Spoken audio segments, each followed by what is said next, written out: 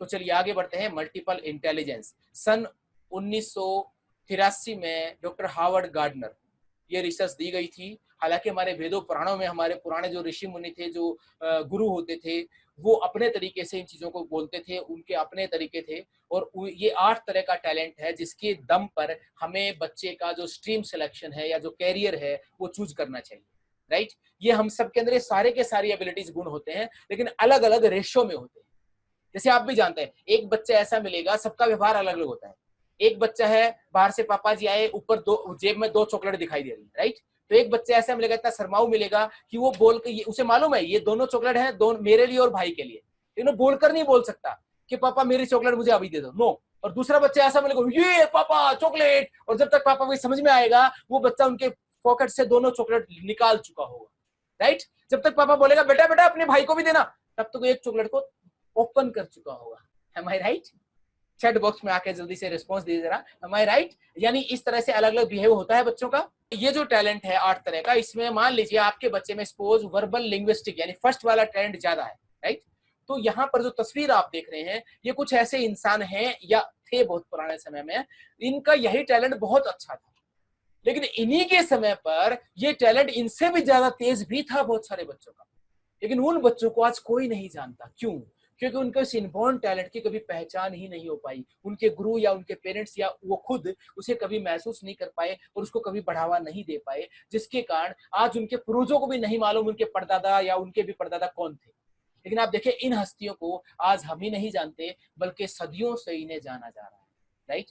कई लोग, इनमें कई हस्तियां ऐसे जो कई सदियों पहले थी और उनको आज हम भी जानते हैं, हम सबके दिलों में वो राज करते हैं, राइट। इस इतनी महान जिंदगी वो बच्चे जी पाए सिर्फ और सिर्फ इस पहचान की वजह से, उनके इनबॉर्न टैलेंट की इस पहचान की वजह से। और ये सिर्फ इसी पर्सनैलिटी में नहीं है, इसी टैलेंट में नहीं है, सेकंड टैलेंट में भी ऐसी बहुत सारी पर्सनैलिटीज हैं, राइट। आज भी है और पहले की भी है बहुत सारी, राइट। आपके बच्चे भी इन्हीं में शामिल हो सकते हैं। सारी की सारी 8 पर्सनैलिटीज में ऐसी हस्तियां आपको मिलेंगी और आपका बच्चा भी ऐसी ही हस्ती बनने के लिए पैदा हुआ है, मैं आपको बता दूं, राइट। अगर उसे सही गाइडेंस मिले, सही पेरेंटिंग मिले, तो ये संभव है दोस्तों। बस फर्क इतना है, इसके इनबॉर्न टैलेंट की जो पहचान है वो बहुत इंपॉर्टेंट, और मैं कहूंगा सबसे फर्स्ट प्रायोरिटी पर है, राइट। लाइफ एम के बाद अगर मैं कहूँ तो सबसे फर्स्ट प्रायोरिटी पर इनबॉर्न टैलेंट की पहचान है, और सही लाइफ एम की पहचान भी आप इनबॉर्न टैलेंट को पहचान कर ही कर पाएंगे, राइट। तो इतना इंपॉर्टेंट है दोस्तों। हर पर्सनैलिटी में आपको ऐसी शख्सियतें मिलेंगी, और इन्हीं के दौर में इस टैलेंट की पहचान ना होने के कारण, जबकि इन्हीं के टैलेंट में वो इनसे भी तेज थे, वो आज गुमनाम इस दुनिया से जा चुके हैं, उन्हें कोई उनके अपने पूर्वजों को भी याद नहीं है दोस्तों, राइट। सो ये बहुत इंपॉर्टेंट है, और आई थिंक आपको क्लियर हो गया होगा इस तस्वीर से भी। हम आई थिंक अभी कल हमने डिस्कस किया था, हल्का से मैं आपको एक्सप्लेन कर दूं। यहाँ ये जो टीचर हैं हमारे एजुकेशन सिस्टम को रिप्रेजेंट कर रहे हैं, और आज हमारा एजुकेशन सिस्टम जो स्कूल कॉलेज में हम परफॉर्मेंस देखते हैं अपने स्टूडेंट्स की, इनके सामने स्टूडेंट्स के रूप में कुछ एनिमल्स बनाए हुए हैं। जैसे ये जो मंकी है, ये रिप्रेजेंट कर रहा है क्लास के उन बच्चों के बारे में जो इधर बहुत एक्टिव रहते हैं, बहुत तेज रहते हैं, इधर से उधर उछल कूद मचाते हैं। हाथी का मतलब वो बच्चे जो बहुत मस्त मौले रहते हैं, अपने आप में रहते हैं, राइट। तो इसी तरह से ये अलग अलग अपनी एबिलिटीज को, जनरल टैलेंट को प्रदर्शित कर रहे हैं। अब मान लो ये टीचर जो है, हमारा सिस्टम है, वो पढ़ाई का मतलब हो पेड़ पे चढ़ना, तो क्या होगा? इसका मतलब इन सारे बच्चों में टॉपर कौन बनेगा? बंदर बनेगा, राइट। आप सभी जानते हैं। लेकिन यहीं पर अगर टेस्ट बदल दिया जाए तो विनर बदल जाएगा।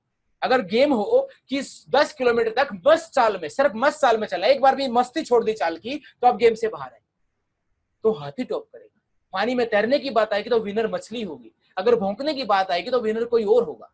तो इस तरह से जब जब एग्जाम बदलने से विनर बदल रहा है, और हम एक ही पैटर्न के एग्जाम सिर्फ बुकिश नॉलेज से ही बच्चों पर ठप्पा लगा रहे हैं कि ये 40% है, 80% है, 96% है, 99% है, राइट। तो आप समझ लीजिए कि ये कितनी गलत बात है, और हम उसी एंगल से सारे बच्चों को एक ही एंगल से देख रहे हैं। यानी इस क्लास में सिर्फ बंदर जैसे जो लोग होंगे वही विनर बनेंगे, यानी बुकिश नॉलेज में जो एक्टिव होंगे वो तो विनर बन जाएंगे, उन्हें नौकरियां भी मिल जाएंगी, सारे काम हो जाएंगे। लेकिन बाकी जो है उन सबको लगातार दबाया जाएगा, उनके इनबॉर्न टैलेंट को प्रेशराइज किया जाएगा, और उन बच्चों के लिए जिंदगी उतनी अच्छी, उतनी आसान नहीं होगी, राइट।